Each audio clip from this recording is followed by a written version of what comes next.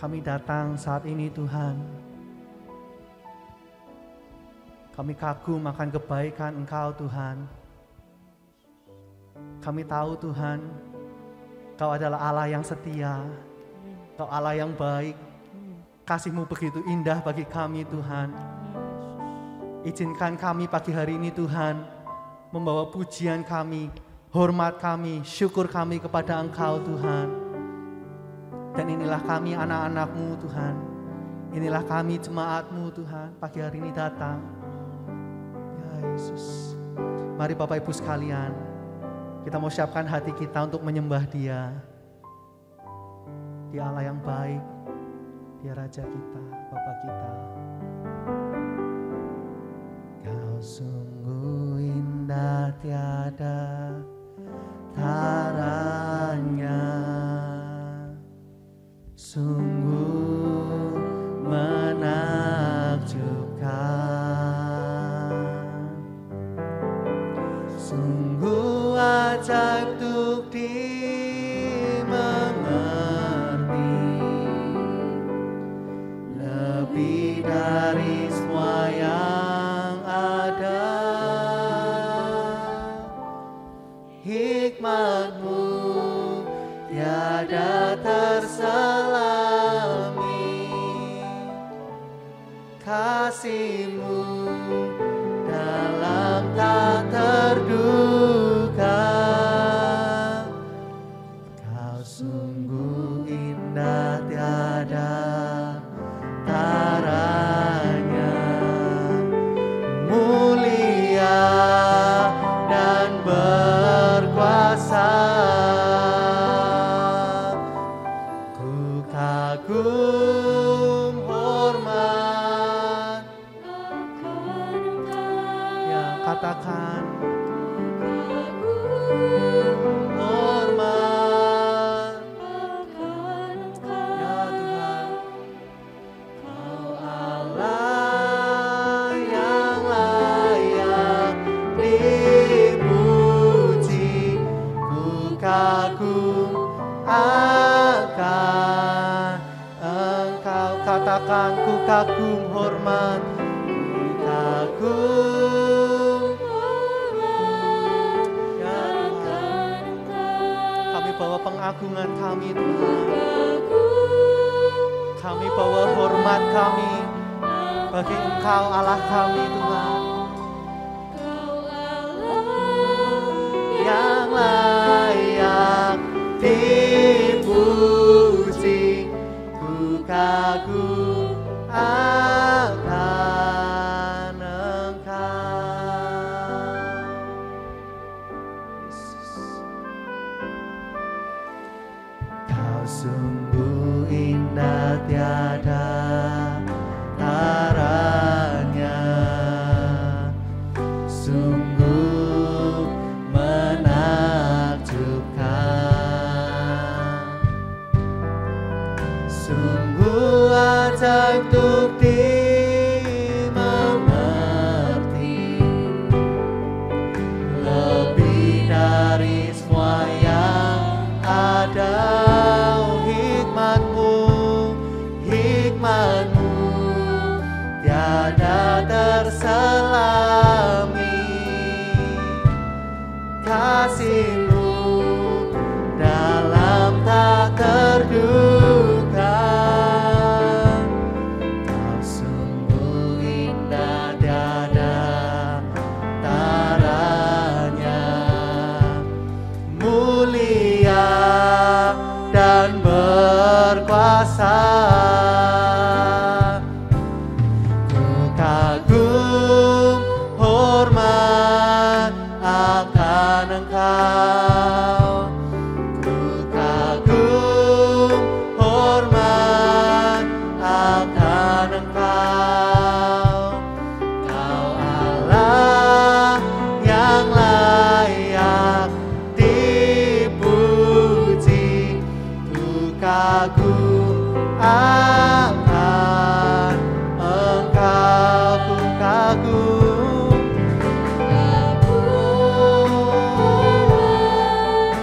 akan Engkau. Ku kagum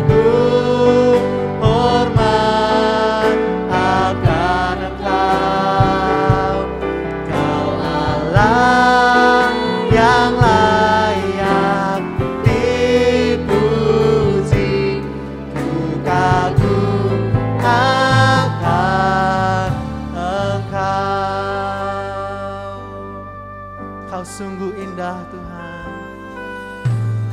Kau sungguh indah tiada taranya,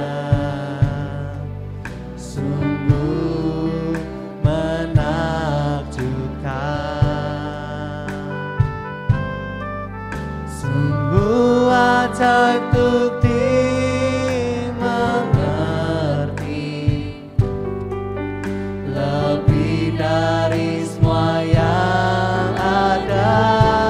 Oh Tuhan, hikmat-Mu tiada terselami, dan kasih-Mu dalam tak terduga. Kau sungguh indah tiada taranya, mulia dan berkuasa. Oh kami kagum Tuhan, oh hormat akan Engkau, tunduk kagum hormat akan Engkau. Kau Allah yang layak dipuji, kagum akan Engkau, ku kagum hormat ya Tuhan, ku kagum hormat akan Engkau. Kau Allah yang layak dipuji, ku kagum akan. Mari Bapak Ibu sekalian, kita mau sama-sama bangkit berdiri. Ku kagum hormat akan Engkau, ku kagum hormat akan Engkau. Kau Allah yang layak dipuji, ku kagum akan Engkau.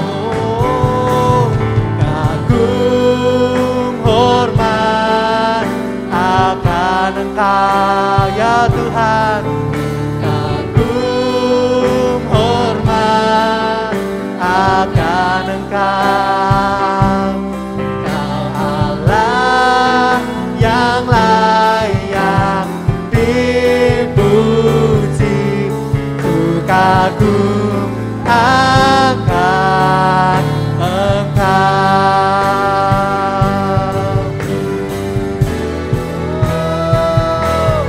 Ku kagum hormat akan Engkau, ku kagum hormat akan Engkau. Kau Allah yang layak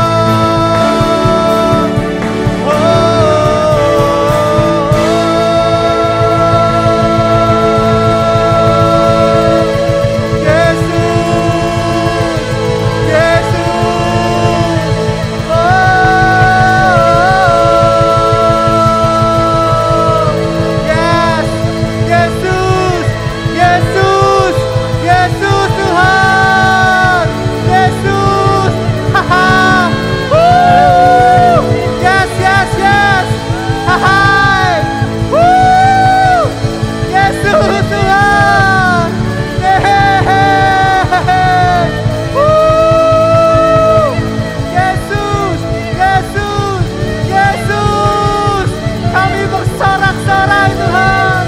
Kami bersorak-sorai Tuhan. Kami bersorak-sorai Tuhan. Yes, yes. GBI Semarang Indah bersorak-sorai buat Tuhan.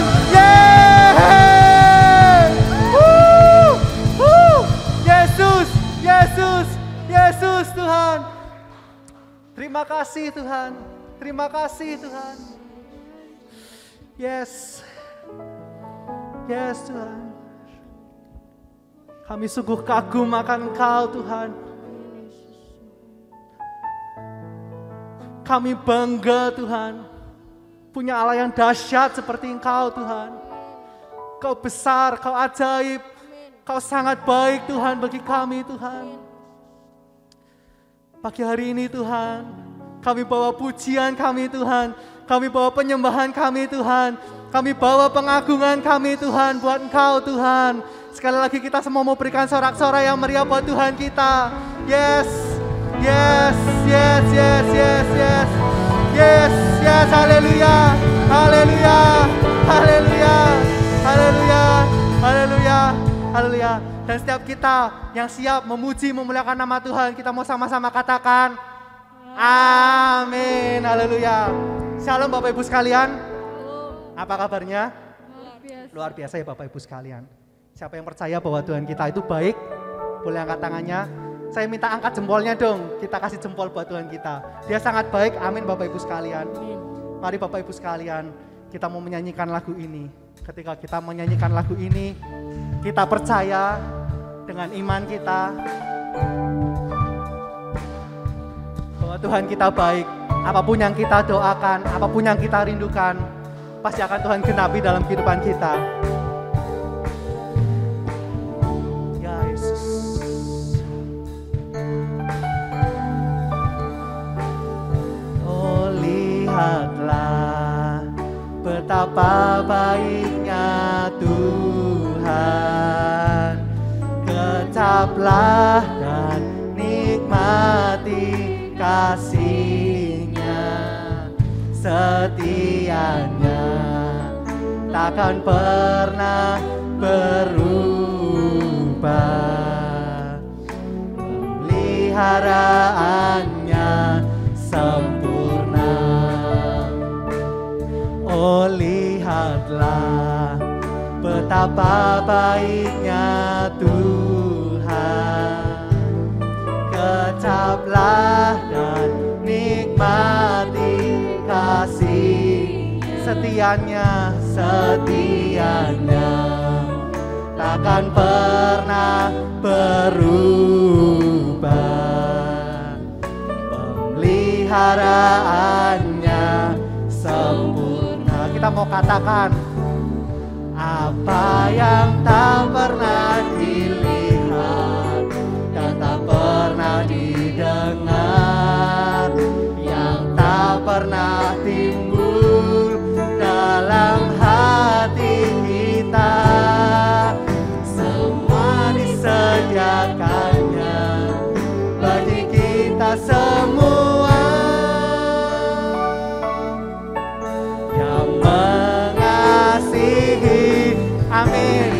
Kita mau katakan, oh lihatlah, lihatlah betapa baiknya Tuhan. Kecaplah dan nikmati, kecaplah dan nikmati kasih-Nya. Oh Tuhan, takkan pernah berubah. Pemeliharaannya sempurna. Amin. Apa yang tak pernah, apa yang tak pernah dilihat dan tak pernah didengar, yang tak pernah timbul dalam hati kita, semua disediakannya bagi kita semua yang mengasihi Dia. Mari Bapak Ibu sekalian, kita mau lebih percaya lagi. kita mau lebih kuatkan lagi iman kita, bahwa apapun yang ada dalam hati kita, apapun yang gak pernah timbul dalam hati kita, gak pernah didengar telinga kita, gak pernah dilihat oleh mata kita, itu semua yang akan sediakan oleh Tuhan bagi kita. Ya Tuhan, terima kasih Tuhan, Kau sangat baik bagi kami Tuhan. Semuanya siap-siap katakan. Apa yang tak pernah dilihat dan tak pernah didengar, yang tak pernah timbul dalam hati kita, semua disediakannya bagi kita semua yang mengasihi. Katakan apa yang tak pernah dilihat dan tak pernah didengar, yang tak pernah timbul dalam hati kita, semua disediakannya bagi kita semua. Semuanya yang mengasihi, lagi katakan yang mengasihi Dia, yang mengasihi Dia, yang mengasihi Dia. Terima kasih Tuhan, terima kasih. Sekali lagi kita mau berikan sorak-sorai yang meriah buat Allah kita yang baik. Yes, berserah Tuhan dan layak dipuji. Haleluya.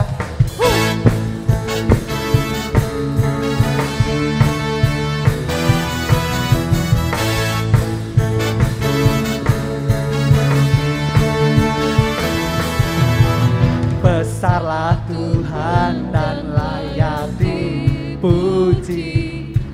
Besarlah namanya, kekalah kuasanya. Aman berlindung dalam naungannya. Dia Allah bagi kita.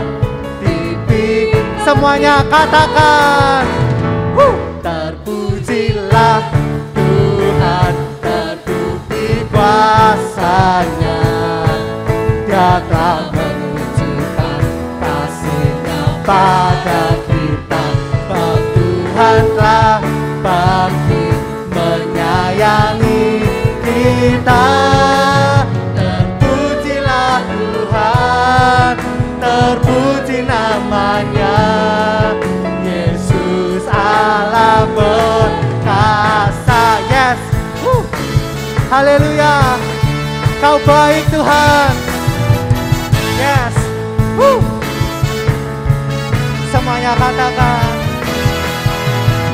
Besarlah Tuhan dan layak dipuji. Besarlah namanya, kekalah kuasanya. Aman berlindung dalam naungannya. Ya Allah bagi kita. Pipi semuanya katakan. Terpujilah Tuhan, terbukti kuasanya. Dia telah menunjukkan kasih-Nya pada kita. Sebab Tuhan telah bangkit menyayangi kita. Terpujilah Tuhan, terpuji namanya. Yesus Allah berkasa. Katakan. Terpujilah Tuhan, terbukti kuasanya. Dia telah menunjukkan kasih-Nya pada kita. Sebab Tuhan telah bangkit menyayangi kita. Terpujilah Tuhan, terpuji namanya. Yesus Allah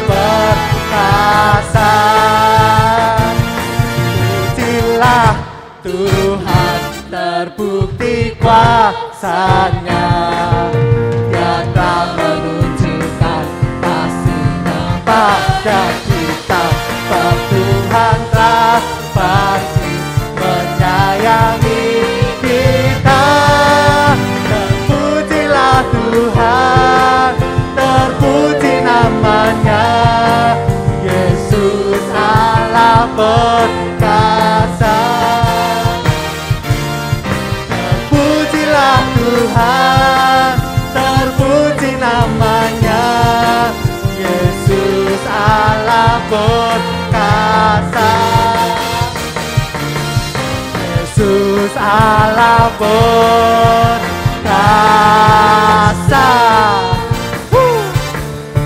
Katakan perkasa. Haleluya, haleluya. Terima kasih Tuhan. Terima kasih Tuhan. Saya persilakan Bapak Ibu sekalian boleh kembali duduk. Ya Tuhan, apapun yang terjadi dalam hidup kami Tuhan, kami mau selalu berkata, Engkau baik Tuhan dalam hidup kami. Terima kasih Tuhan. Apapun yang terjadi di dalam hidupku, selalu ku berkata, Tuhan Yesus baik. Dalam segala hal yang terjadi, tetap ku berkata, Tuhan Yesus baik. Ku sembah Kau, ku sembah Kau,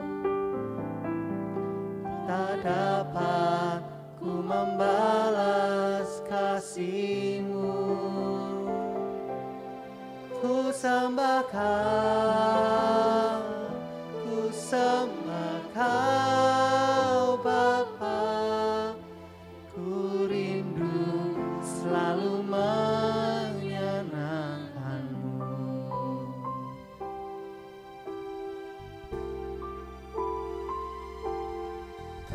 Apapun yang terjadi di dalam hidupku, selalu ku berkata, Tuhan Yesus baik. Dalam segala hal yang terjadi, tetap ku berkata, Tuhan Yesus baik. Apapun yang terjadi di dalam hidupku, selalu ku berkata, Tuhan Yesus baik. Di dalam segala hal yang terjadi, tetap ku berkata, Tuhan Yesus baik. Ku sembah Kau, ku sembah Kau, tak dapat ku membalas kasih-Mu. Ku sembah Kau, ku sembah Kau Bapa. Ku rindu selalu menyenangkan-Mu. Ku sembah Kau, ku sembah Kau, tak dapat ku membalas kasih-Mu. Ku sembah Kau, ku sembah Kau. Mari kita bangkit berdiri bersama-sama. Ku rindu Selalu menyenangkan. Ku sembah Kau, ku sembah Kau, ku sembah Kau. Amin Tuhan. Ku sembah Kau, tak dapat ku membalas kasih-Mu. Ku sembah Kau, ku sembah Kau Bapa, ku rindu selalu menyanyikan. Katakan ku sembah Kau, ku sembah Kau. Haleluya. Ku sembah Kau, ya Tuhan, tak dapat ku membalas kasih-Mu. Ku sembah Kau, ku sembah Kau Bapa, ku rindu selalu menyenangkan. Ku rindu selalu menyenangkan. Ku rindu selalu menyenangkan. Ku rindu selalu menyenangkan. Ku rindu selalu menyenangkan-Mu. Mari sembah Dia, saudara. Haleluya, haleluya. Kami angkat pujian kami Tuhan, pengagungan kami bagi-Mu ya Tuhan. Haleluya, terpuji nama-Mu Yesus yang maha mulia.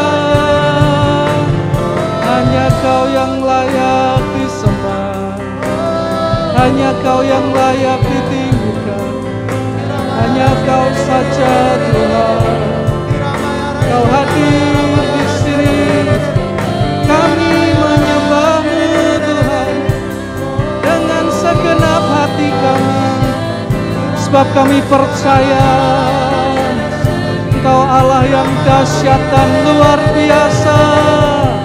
Terpujilah Tuhan, kekal selama-lamanya. Haleluya, haleluya. Tiara lama masye, Kau layak disembah. Haleluya, haleluya, haleluya, haleluya. Terpujilah Tuhan, terpujilah Tuhan kami. Engkau dahsyat, Allah di atas segala Allah, Tuhan di atas segala Tuhan, yang maha kuasa ada di tengah kami. Haleluya, haleluya. Terima kasih Tuhan, terima kasih Tuhan. Kami rindu Kau berbicara pada setiap kami. Haleluya. Oh terima kasih Tuhan. Syukur Tuhan. Haleluya. Terima kasih Tuhan. Terima kasih Tuhan untuk segala kebaikan-Mu yang boleh kami rasakan dan nikmati setiap detik, setiap waktu, setiap hari dalam hidup kami Tuhan. Pagi hari ini kami bersyukur Engkau berikan kami kesempatan untuk bisa datang beribadah, memuji dan besarkan nama-Mu. Dan sebentar kami mau menerima firman-Mu Tuhan, yang berbicara kepada setiap kami. Pakailah hamba-Mu ini jadi alat-Mu agar dapat menyampaikan apa yang jadi pesan-Mu, tepat seperti apa yang Engkau mau Tuhan. Dan segala pujian syukur hanya bagi-Mu sampai selama-lamanya. Dalam nama Tuhan Yesus Kristus kami berdoa. Haleluya, amin, haleluya. Silakan duduk kembali Bapak Ibu kasih Tuhan. Shalom. Apa kabar saudara? Luar biasa, haleluya. Kita bersyukur Tuhan baik dalam hidup kita. Nah saudara yang dikasih Tuhan, subtema kita bulan Oktober adalah komitmen untuk menjaga persatuan. Apa itu komitmen? Kalau saya baca di KBBI, Kamus Besar Bahasa Indonesia, ini agak feedback ya di sini, saudara. Komitmen adalah satu tindakan untuk melakukan sesuatu, atau dengan kata lain, komitmen adalah merupakan satu bentuk dedikasi atau kewajiban yang mengikat kepada orang lain, satu hal tertentu, satu tindakan tertentu. Beberapa contoh dari komitmen adalah misalnya,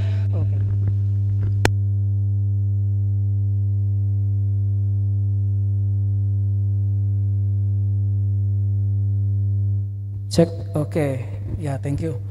Misalnya adalah komitmen untuk belajar buat yang masih sekolah. Ya, jadi tiap hari pokoknya komitmen jam 7 sampai jam 9 malam tidak pegang HP, tidak nyetel TV, tidak nonton Netflix, tidak dengerin Spotify, pokoknya belajar, misalnya seperti itu. Lalu komitmen untuk bekerja dengan jujur. Ya, anak Tuhan kerja dengan jujur, meskipun ada godaan, tetap komitmennya kerja dengan jujur. Lalu komitmen untuk misalnya berolahraga. Ya, aku mau olahraga setiap minggu paling tidak 3 kali misalnya. Ya, komitmen untuk melakukan itu. Lalu komitmen apa? Misalnya sebagai orang Kristen, aku komitmen tiap hari mau baca Alkitab 5 pasal. Ya, apapun yang terjadi, capeknya kayak apapun, aku tetap baca Alkitab 5 pasal. Atau aku mau bersaat teduh, berdoa 30 menit satu hari atau 1 jam satu hari.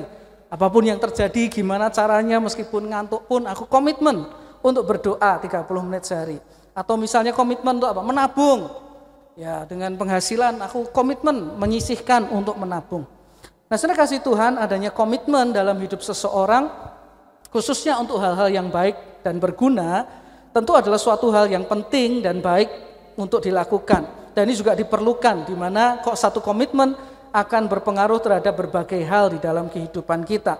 Nah, kalau kita bicara tentang komitmen di dalam hubungan atau relasi terhadap orang lain, maka jika ada komitmen akan membantu kita, saudara, untuk mempertahankan suatu hubungan berjalan dengan harmonis. Ya. Nah, karena itu Bapak Ibu kasih Tuhan, dalam hidup kita sebagai tubuh Kristus, tentu kita juga memerlukan yang namanya komitmen, agar tubuh Kristus itu dapat tetap kuat, dapat tetap bersatu, dan dapat tetap berjalan bersama dengan harmonis untuk menggenapkan rencana Tuhan bagi tubuhnya atau bagi jemaatnya. Nah, lalu komitmen apa saja yang Alkitab ajarkan dan Tuhan inginkan ada dalam hidup kita sebagai tubuhnya? Saya mau ajak kita lihat beberapa komitmen yang Tuhan inginkan ada dalam hidup kita sebagai umatnya, sebagai tubuhnya. Mari saya ajak kita buka Alkitab kita di dalam kitab Efesus pasal yang ke-5, kita akan baca ayat yang ke-22 sampai ayat yang ke-30. Efesus pasal yang ke-5 ayat 22 sampai yang ke-30. Saya ajak kita baca bersama, sudah bisa baca di tayangan LC di atas, kita baca bersama 1, 2, 3. Hai istri, tunduklah kepada suamimu seperti kepada Tuhan. Ayat 23. Karena suami adalah kepala istri, sama seperti Kristus adalah kepala jemaat. Dialah yang menyelamatkan tubuh. Ayat 24. Karena itu, sebagaimana jemaat tunduk kepada Kristus, demikian jugalah istri kepada suami dalam segala sesuatu. Ayat 25. Hai suami, kasihilah istrimu sebagaimana Kristus telah mengasihi jemaat dan telah menyerahkan dirinya baginya, untuk menguduskannya sesudah ia menyucikannya dengan memandikannya dengan air dan firman. 27. Supaya dengan demikian ia menempatkan jemaat di hadapan dirinya dengan cemerlang, tanpa cacat atau kerut atau yang serupa itu. Tetapi supaya jemaat kudus dan tidak bercela. Demikian juga suami harus mengasihi istrinya sama seperti tubuhnya sendiri. Siapa yang mengasihi istrinya? Oh, tadi belum selesai 28 ya. Ya, siapa yang mengasihi istrinya mengasihi dirinya sendiri. Oke, 29. Sebab tidak pernah orang membenci tubuhnya sendiri, tetapi mengasuhnya dan merawatinya sama seperti Kristus terhadap jemaat. Satu ayat lagi 30, karena kita adalah Anggota tubuhnya. Nah, saudara kasih Tuhan, kalau saudara perhatikan di ayat-ayat tadi yang Sebetulnya kalau kita baca sekilas kita akan tangkap ini berbicara tentang hubungan antara suami dan istri. Maka di ayat-ayat tadi kita juga akan melihat bahwa hidup Anda dan saya sebagai orang percaya itu ada 3 status di sana. Ada mendapatkan 3 status. Yang pertama adalah sebagai istri atau mempelai Kristus di ayat 23. Tadi dikatakan suami adalah kepala istri sama seperti Kristus adalah kepala jemaat. Ya saudara, jadi kita disebut sebagai istrinya Tuhan atau calon mempelai wanita Kristus. Kemudian kita juga disebut sebagai jemaatnya atau umatnya. Di ayat yang ke-25 dikatakan, hai suami kasihilah istrimu sebagaimana Kristus telah mengasihi jemaat dan telah menyerahkan diri baginya. Dan juga kita disebut di sana sebagai anggota tubuh Kristus di ayat 30 karena kita adalah anggota tubuhnya. Nah, saudara kasih Tuhan, dari ayat-ayat tadi kita bisa melihat ada pesan-pesan firman Tuhan yang sebetulnya juga berbicara tentang komitmen apa saja yang Tuhan inginkan ada dalam hidup Anda dan saya sebagai mempelainya, sebagai jemaatnya, dan juga kita adalah tubuhnya, saudara. Paling tidak kita bisa temukan ada 3 komitmen yang Tuhan inginkan ada dalam hidup kita sebagai umatnya, sebagai mempelainya, atau juga sebagai tubuhnya, sama saja, saudara. Yang pertama, perhatikan di ayat yang ke-22 dan ayat yang ke-23 dari Efesus pasal 5 tadi. Efesus 5, 22 dan 23. Hai istri, tunduklah kepada suamimu seperti kepada Tuhan, karena suami adalah kepala istri, sama seperti Kristus adalah kepala jemaat, dialah yang menyelamatkan tubuh. Nah, saudara kasih Tuhan, komitmen pertama dan yang terutama yang Tuhan inginkan ada dalam hidup umatnya adalah komitmen untuk tunduk kepada kepala, saudara. Komitmen untuk tunduk kepada sang kepala. Siapa kepalanya? Kristus Tuhan. Ya, Kristus sebagai Tuhan atas umatnya, Kristus sebagai suami atas gerejanya, dan juga Kristus sebagai kepala atas tubuhnya. Saudara kasih Tuhan, komitmen anak Tuhan untuk tunduk kepada kepala atau tunduk kepada Tuhan, ini adalah satu komitmen yang paling penting untuk ada dalam hidup kita sebagai umat Tuhan. Ya, yaitu satu tekad untuk mau tidak hanya menurut kepada Tuhan, tetapi mau tunduk kepada apa yang Tuhan mau dalam hidup kita. Komitmen ini sangat penting. Kenapa? Karena komitmen ini akan menjadi dasar untuk kita mau melakukan komitmen-komitmen kita yang lain kepada Tuhan. Nah, mungkin kita pernah bertanya gini, apa bedanya menurut sama Tuhan dengan tunduk sama Tuhan? Apa bedanya menurut kepada kehendak Tuhan dan tunduk kepada kehendak Tuhan? Menurut saya, saudara, kalau orang nurut itu bisa saja melakukan tapi terpaksa. Ya nurutlah karena kepepet gitu. Ya terpaksa aja doa karena lagi ada masalah. Terpaksa doa karena lagi sakit. Terpaksa doa karena sedang menghadapi masalah yang berat, saudara. Ya mungkin melakukan dengan hati yang marah, dengan hati yang gerundel. Melakukan tapi terpaksa, nurut tapi terpaksa. Apa bedanya dengan tunduk? Tunduk itu adalah keputusan dari diri kita secara sadar dan rela untuk menyerahkan diri kita kepada Tuhan, saudara. Menyerahkan diri ini dalam arti apa? Menyerahkan keinginan kita, menyerahkan kesenangan kita, menyerahkan rencana kita ataupun hak kita untuk mengikuti apa yang Tuhan inginkan.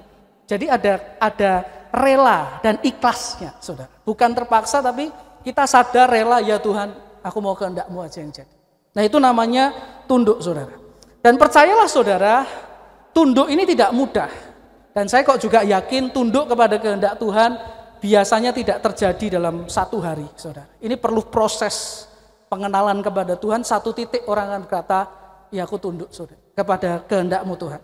Nah, saudara kasih Tuhan, komitmen untuk tunduk kepada Tuhan ini tentu memerlukan kerendahan hati. Sampai seseorang bisa berkata, ya Tuhan, jadilah kehendak-Mu atas kehendakku. Dan yang luar biasa, Tuhan Yesus yang menginginkan ini terjadi ada dalam hidup Anda dan saya. Komitmen untuk tunduk adalah Tuhan Yesus yang sudah memberikan keteladanan dari tunduk itu kepada kehendak Bapaknya, saudara.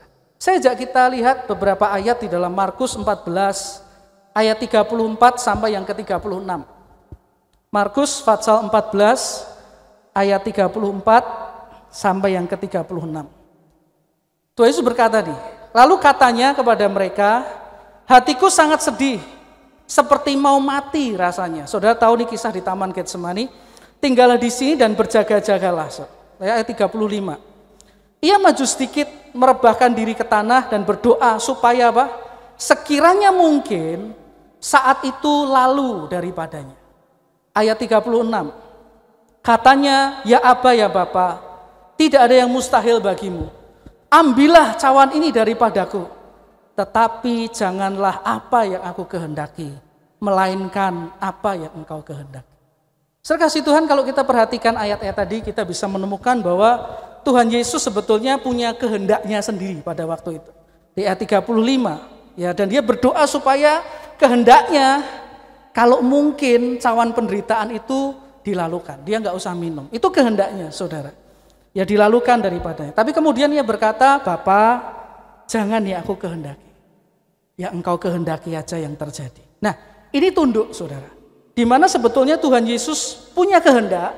Dia bisa maksakan kehendaknya, tetapi ia dengan sadar, dengan rela, memilih untuk mengikuti kehendak Bapanya yang di surga.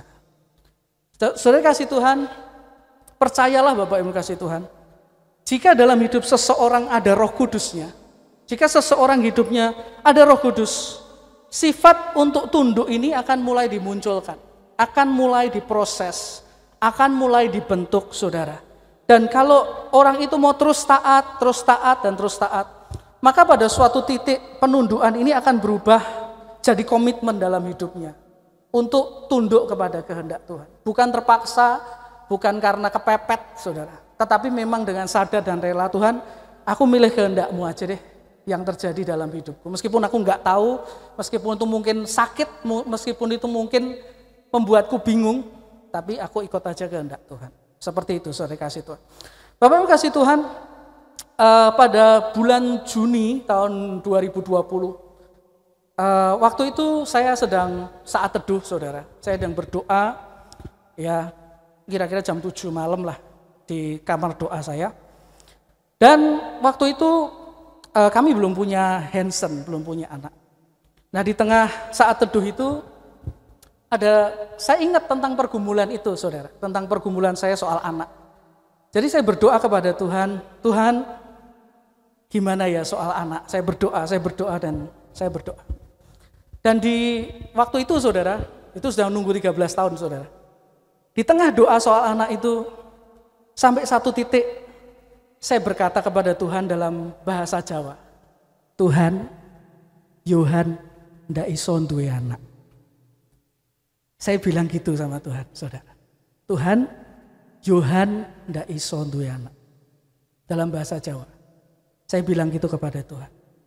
Dan sekarang saya bilang sama Tuhan, dan kemudian saya bilang kepada Tuhan, jadi Tuhan, sekarang keadaannya cuma tinggal gini.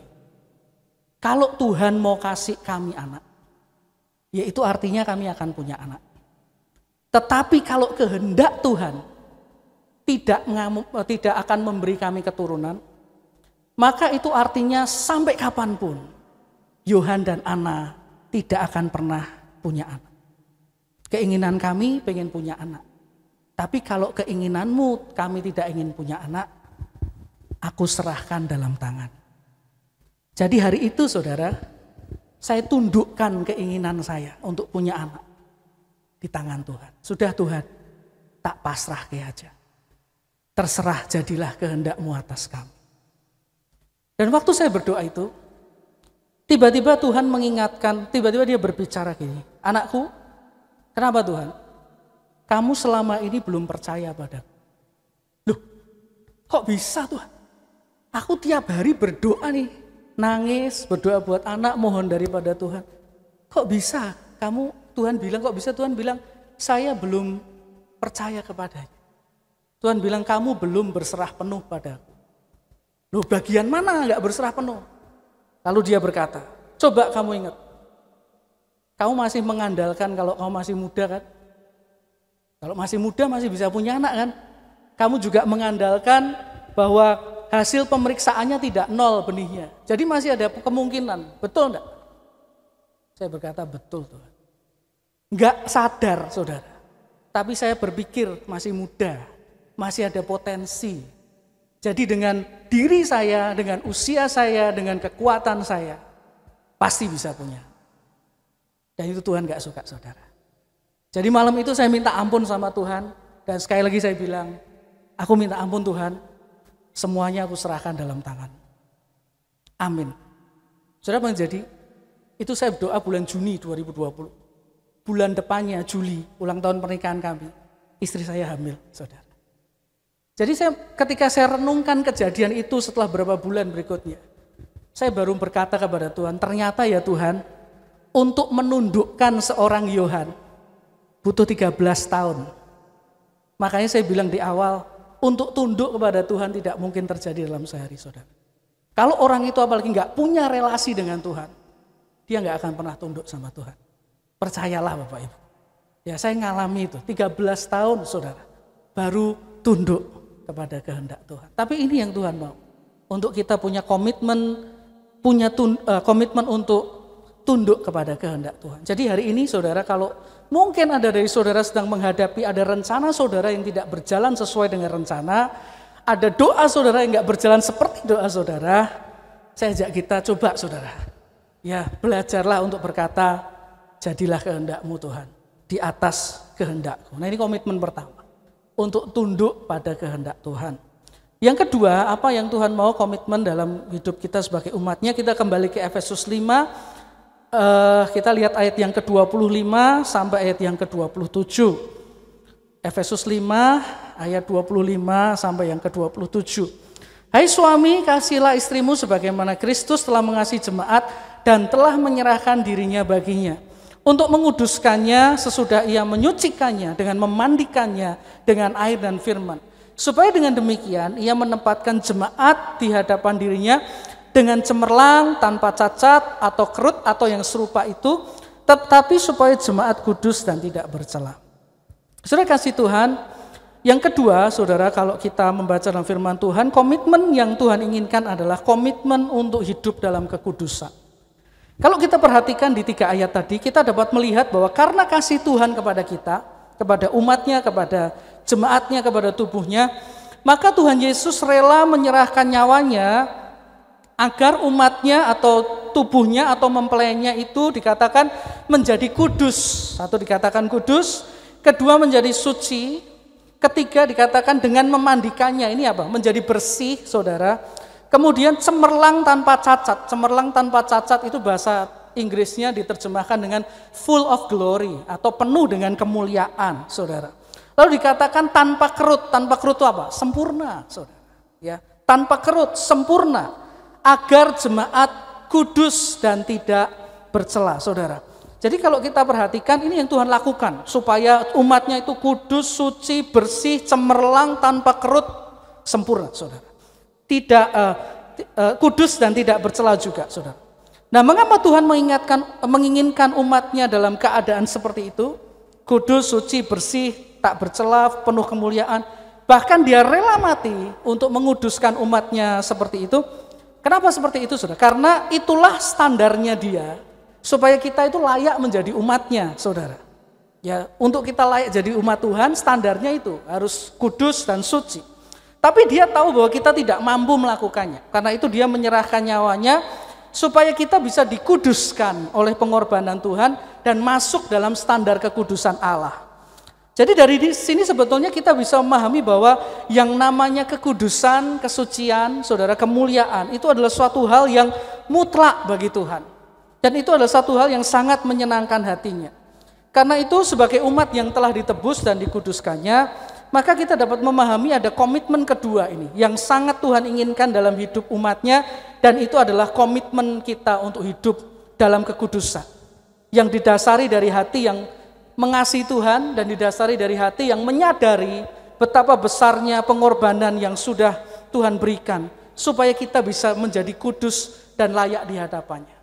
Manusia dengan usahanya sendiri tidak bisa jadi kudus yang ada di standarnya Tuhan. Kalau kita bisa jadi kudus, itu karena pengorbanan Kristus, saudara. Ya, firman Tuhan mengatakan di 1 Tesalonika 4 ayat 3 bagian A, karena inilah kehendak Allah, pengudusanmu. Jadi Allah ingin Anda dan saya hidup kudus, saudara. Bapak Ibu kasih Tuhan, ya inilah kehendak Allah, pengudusan. Seseorang bisa saja jadi orang Kristen selama bertahun-tahun. Tetapi kalau ia belum menyadari betapa besar kasih Tuhan dan apa yang dia lakukan untuk menguduskannya dan melayakkannya bagi Tuhan, juga betapa besar kerinduan Tuhan melihat umatnya untuk hidup dalam kekudusan, maka kemungkinan besar orang itu belum mau hidup menguduskan dirinya, saudara. Karena kita akan mau menguduskan diri kalau kita sadar itu. Apa yang sudah Tuhan bayar supaya kita kudus, dan bagaimana besarnya kasih-Nya kepada kita, dan bagaimana kita mengasihi Tuhan. Itu akan membuat kita mau menguduskan dirinya dalam anugerah-Nya. Saudara kasih Tuhan, berapa banyak dari saudara yang hadir di gereja ini pada pagi hari ini percaya bahwa saat ini Tuhan ada bersama dengan kita? Angkat tangan dong. Enggak semua percaya ya saudara? Oh percaya, semua percaya. Oke. Percaya saudara, Tuhan ada bersama dengan kita saat ini. Nah pertanyaannya, kalau saat ini Tuhan bersama kita dan Dia lihat ke dalam hidup kita, apa yang Dia temukan? Apa yang Dia temukan Bapak Ibu kasih Tuhan?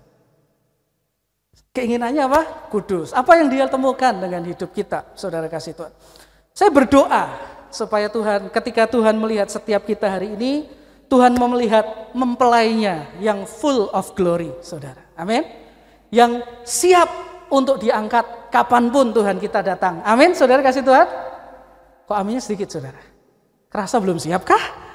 Ya, saudara kasih Tuhan. Ya, saya berdoa supaya Tuhan lihat mempelai yang full of glory. Dan saya juga berdoa Tuhan lihat umat yang punya komitmen untuk menguduskan dirinya. Tuhan juga melihat tubuh yang suci, saudara, bagi Dia, saudara. Ini doa saya. Ya, jadi saudara kasih Tuhan, kiranya ini jadi doa dan komitmen kita semua untuk menjaga hidup kita agar senantiasa kudus dan berkenan di hadapan Tuhan. Ini komitmen yang kedua yang Tuhan mau ada dalam hidup umatnya, yaitu komitmen untuk hidup dalam kekudusan di hadapan Tuhan. Saya mau tunjukkan saudara, ada satu contoh orang yang dicatat dalam Alkitab, dia menjaga kekudusannya. Dan apa yang terjadi dengan orang ini kita baca secara singkat di kitab Daniel. Daniel pasal yang pertama, kita akan baca 2 ayat, di ayat 8 dan ayat yang ke-9. Daniel 1 ayat 8 dan ayat yang ke-9. Firman Tuhan mengatakan Daniel berketetapan untuk apa? Tidak menajiskan dirinya atau menjaga hidupnya kudus dengan santapan raja dan dengan anggur yang biasa diminum raja. Dimintanyalah kepada pemimpin pengawal istana itu supaya ia tidak usah, sekali diulang, menajiskan dirinya, supaya dia tetap kudus. Ayat 9, maka Allah mengaruniakan kepada Daniel kasih dan sayang dari pemimpin pegawai istana itu. Saudara, dari kisah Daniel kita bisa lihat bagaimana Daniel berketetapan. Ini apa? Komitmen, saudara. Komitmen untuk tidak menajiskan diri. Komitmen untuk menjaga kekudusannya. Komitmen untuk hidup suci bagi Tuhan. Dengan apa? Tidak makan makanan enak yang disediakan baginya dari raja. Kenapa? Karena makanan itu sebelum dimakan dipersembahkan kepada berhala. Ini persembahan berhala, dia nggak mau makan, saudara. Nah, ketika Daniel itu berketetapan, berkomitmen untuk hidup kudus, tidak menajiskan diri, apa dampaknya?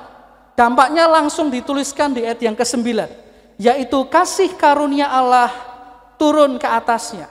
Ya, Allah mengaruniakan kepada Daniel satu kasih dan sayang dari pegawai istana itu. Kalau Anda baca kisah Daniel, karena dia menjaga kekudusan, itu ada kasih karunia demi kasih karunia yang turun atas hidup Daniel. Apa aja? Pertama, hikmat untuk menjadi bijaksana.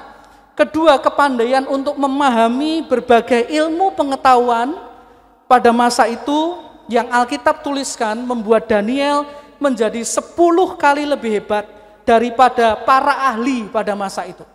Jadi di Babel ada orang ahli, Daniel 10 kali lebih pintar daripada orang ini. Padahal Daniel bukan orang Babel, dia orang Yahudi yang dibawa ke sana. Jadi dia harus belajar ilmunya Babel dari nol, dan dalam sekejap dia 10 kali lebih pintar dari para ahlinya Babel, saudara. Itu anugerah Tuhan, jadi super genius. Lalu dia juga dapat apa? Perlindungan ilahi dari api, dari singa. Ya, dia luput dari situ. Lalu dia dapat apa lagi? Hikmat penafsiran mimpi bahkan yang tidak bisa dipahami oleh seorang pun. Ketika dapat penafsiran mimpi, nggak ada yang bisa tahu, dia tahu, saudara. Apa artinya, saudara? Dia juga dapat karunia penglihatan tentang masa depan. Dia dapat hidup dalam keberhasilan, kemuliaan, kesuksesan. Dan yang paling penting, karena Daniel menjaga hidupnya kudus, dia dapat jaminan masuk surga. Padahal dia masih di perjanjian lama, saudara. Tapi sudah dapat jaminan dari Tuhan, kamu nanti akan meninggal dan akan dibangkitkan pada nanti akhir zaman, waktu Tuhan datang. Ya, kenapa? Hidupnya kudus, saudara.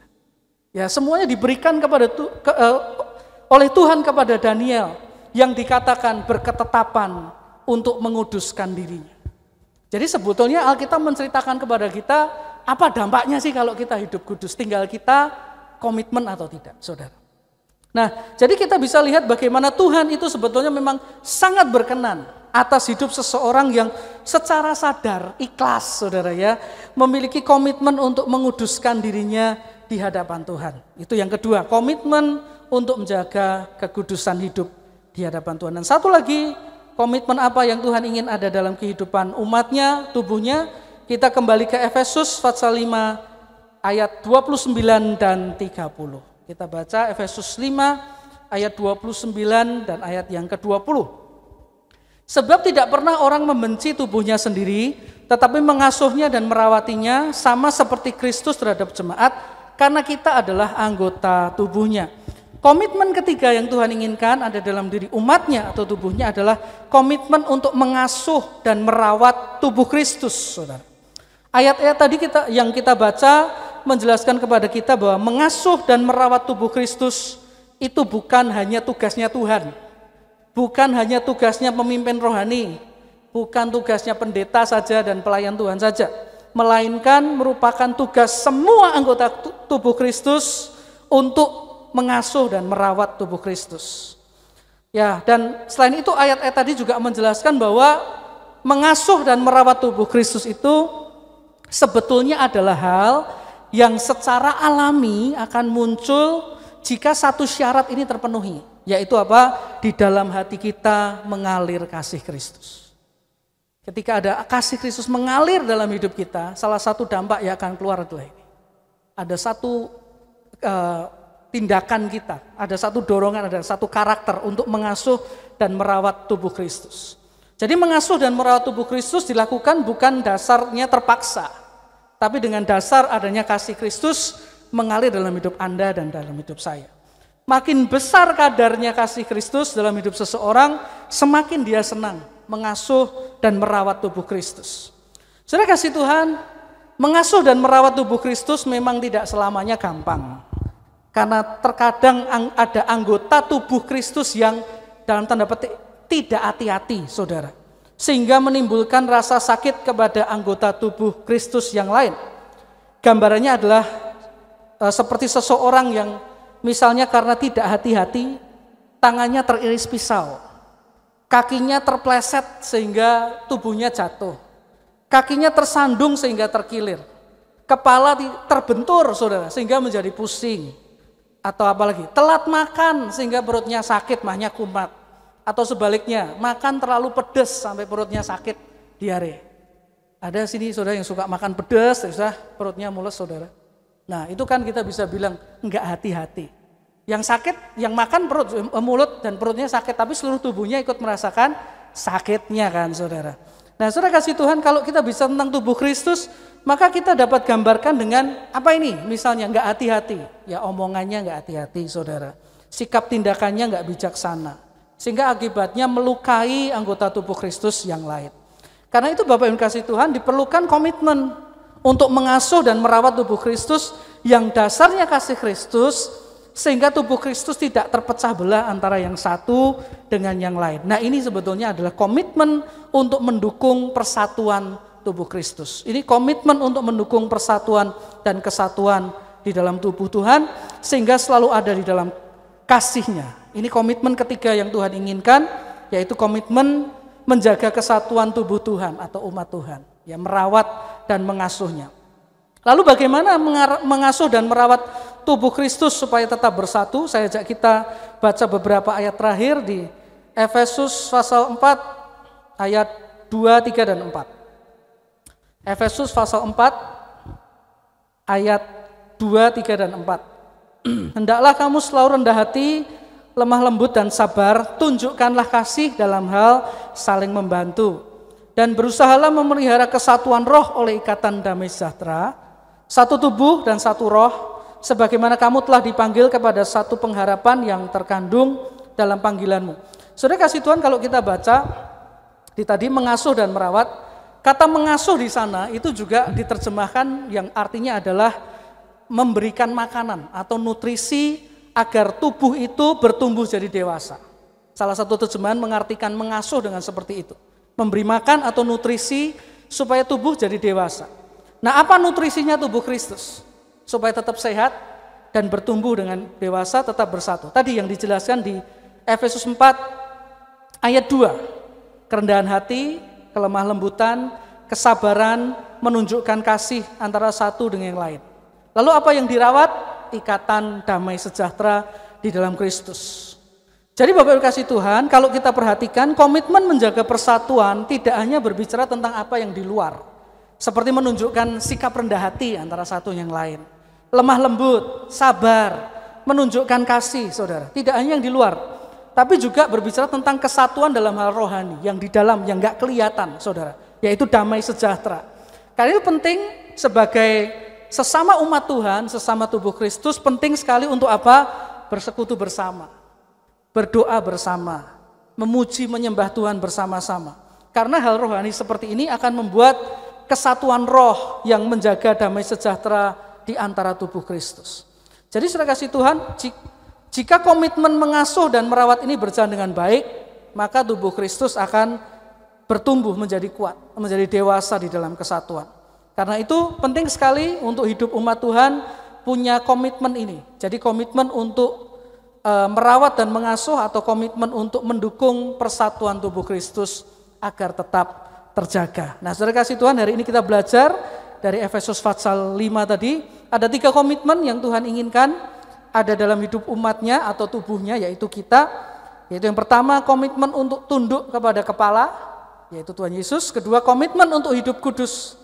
Ketiga, komitmen untuk mengasuh dan merawat tubuh Kristus atau komitmen untuk menjaga persatuan di dalam Tuhan. Dan kiranya firman Tuhan boleh menjadi rema bekal buat kita semua. Amin. Mari kita berdoa. Terima kasih Tuhan Yesus, kami bersyukur untuk firman-Mu. Biar firman menjadi rema buat kami semua, untuk kami makin mengerti komitmen-komitmen apa saja yang Engkau inginkan dalam hidup kami sebagai mempelai-Mu Tuhan, sebagai umat-Mu dan sebagai tubuh-Mu Tuhan. Biar kami didapati berkenan, tidak bercacat, tidak bercelah, tentu saja dalam anugerah dan kasih karunia-Mu kami dimampukan untuk hidup kudus di hadapan-Mu. Dan penuhilah hati kami dengan kasih-Mu Tuhan, supaya kami mengasuh, merawat tubuh Kristus dengan keberadaan kami. Terima kasih Bapak Surgawi, biar firman-Mu tertanam dalam hati kami semua. Terpujilah nama Tuhan, dalam nama Tuhan Yesus Kristus kami berdoa, haleluya, amin.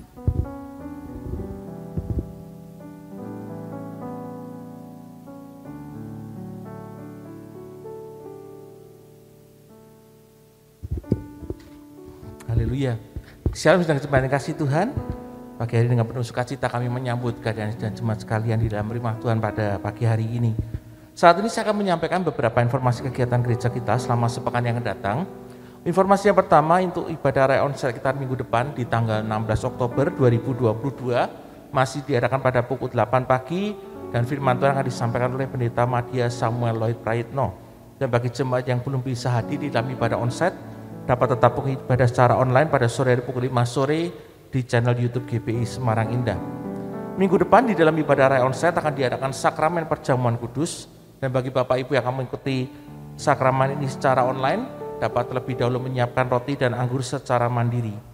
Bagi Bapak Ibu yang akan memberikan persembahannya dan juga persepuluhannya bagi pekerjaan dan pelayanan Tuhan, amplop persembahan dapat dimasukkan ke dalam kotak persembahan yang ada di pintu keluar gereja ketika nanti Bapak Ibu akan pulang.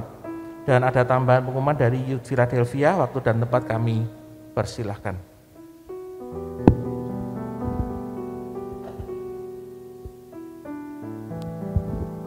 Shalom jemaat yang dikasihi Tuhan, kami dari Youth Philadelphia akan mengadakan US Sumpah Pemuda dengan tema Togetherness yang akan diadakan pada hari Sabtu, tanggal 15 Oktober 2022, pukul 5 sore di ruang aula GPI Semarang Indah lantai 2. Kami mengajak anak-anak muda dari kelas 6 SD sampai kuliah untuk ikut serta dalam ibadah ini dengan dress code baju berwarna gelap. Acara ini diadakan dengan menerapkan protokol kesehatan dan setiap peserta wajib mematuhi protokol tersebut. Mari bersama-sama kita memuji dan merasakan hadirat Tuhan bersama. Tuhan Yesus memberkati. See you and God bless you. Mari Bapak Ibu yang saya kasih Tuhan, sebelum kita pulang, ya kita bangkit berdiri bersama-sama untuk kita boleh menerima berkat daripada Tuhan. Mari kita akan bersama-sama berdoa. Terima Tuhan, kasih Tuhan buat kasih setiamu di dalam kehidupan kami. Kami bersyukur kami punya Tuhan yang sudah datang ke dalam dunia. Dan melalui kehadiran-Mu Tuhan, Kau boleh menyatukan setiap kami Tuhan. Untuk kami boleh bersatu di dalam kasih Tuhan. Untuk kami boleh memiliki komitmen, memiliki satu kerinduan untuk selalu bersekutu dengan Engkau ya Bapa. Dan Kau memberkati Tuhan buat setiap jemaat-jemaat Tuhan. Untuk kami boleh memiliki kesetiaan yang kudus di hadapan-Mu Tuhan. Memiliki komitmen yang benar-benar dan sungguh-sungguh kepadamu Bapa. Sehingga iman dan pengharapan kami Tuhan itu menjadi satu iman dan pengharapan yang nyata melalui komitmen kami di hadapan-Mu. Bapak yang dikasihi Tuhan, pada akhir ibadah hari ini, mari angkatlah kedua tanganmu kepada Tuhan dan pulanglah terimakan berkat dari Tuhan kita Yesus Kristus. Diberkatilah engkau dengan kesehatan yang baik. Diberkatilah keluarga dan rumah tanggamu. Diberkatilah usaha dan pekerjaanmu. Dan diberkatilah segala hasil pekerjaan tanganmu, karena Tuhan yang menyertai engkau. Tuhan akan memberkati dan melindungi engkau. Tuhan menyinari engkau dengan wajahnya dan memberikan kepadamu kasih karunia-Nya. Tuhan menghadapkan wajahnya kepadamu dan akan memberikan kepadamu damai sejahtera. Mulai saat ini sampai Maranatha Yesus datang untuk kali yang kedua. Mari kita semuanya percaya terima berkat Tuhan, katakan dengan iman bersama-sama. Amin.